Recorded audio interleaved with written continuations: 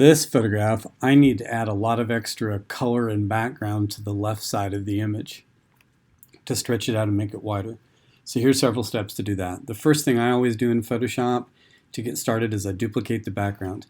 If I look at the bottom of the layer palette, all of these different tools have different functions. If you hover over them, it'll pop up the little name in yellow what it is. The one right next to the trash can, this one typically says create a new layer.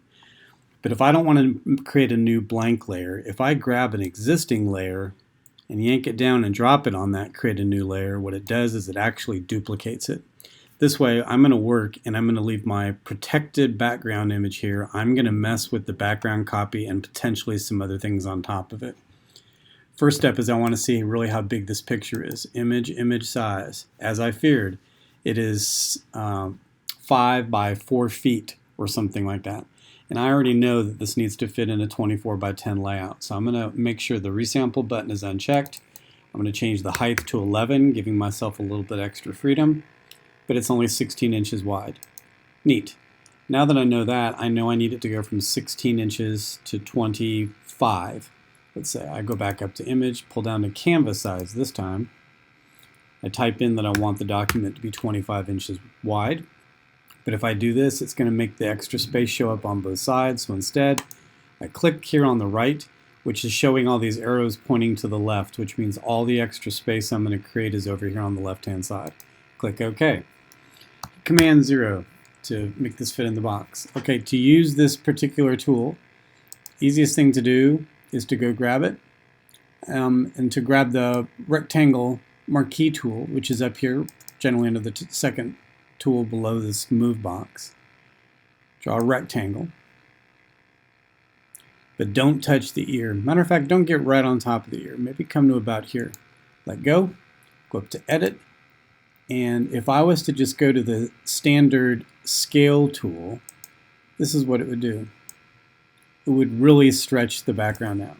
You're not going to be able to tell much of a difference on this one, but if you go to edit content aware scale, it does a better job of stretching but filling in the blanks.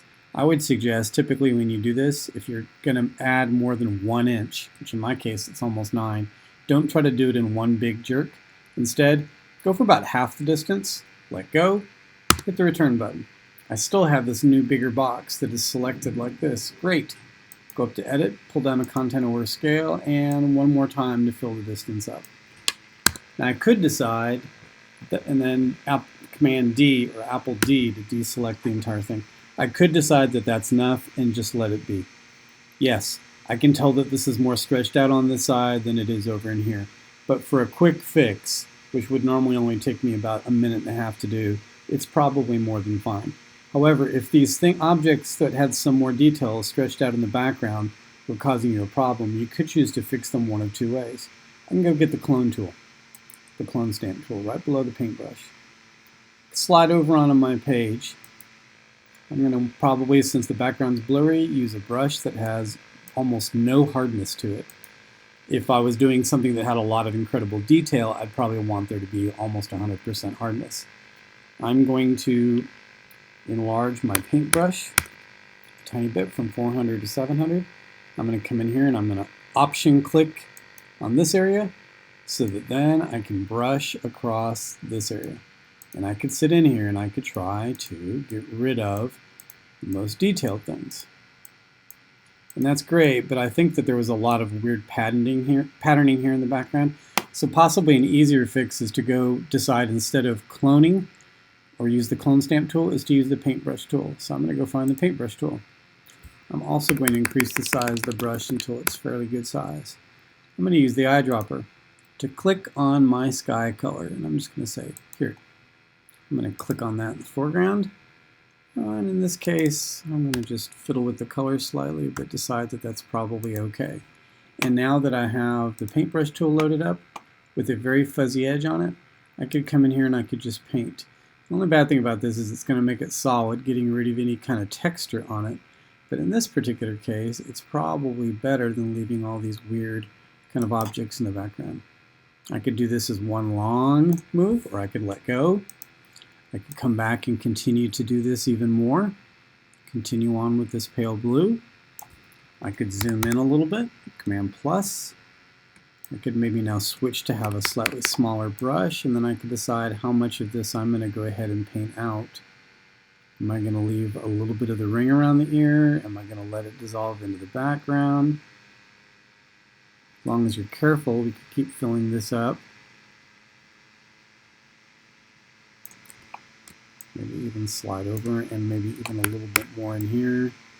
Do the same type of thing to finish this out. Getting rid of kind of the white sky with this kind of pale blue. So the major thing I did with this was I used the content-aware scale tool to stretch the picture from only being the original width of this to something that now looks like this, which probably better fits the proportion of what my billboard is. Suggestion, if you were to come in here and go File, Save or Save As, give the title a different name. It's going to want to keep it a Photoshop file because I now have two layers, the one that I've messed up, background copy, and my original one. By leaving it like this, it allows me more flexibility that if I did some work and then decided that it was maybe incorrect or I wanted to tweak it even a little bit more, like maybe after saving this, I've decided that I want to get rid of even a little bit more of this green, I can come back and not have to start over again on the whole thing. So that's using the content-aware scale tool to be able to fix my unproportional picture problem.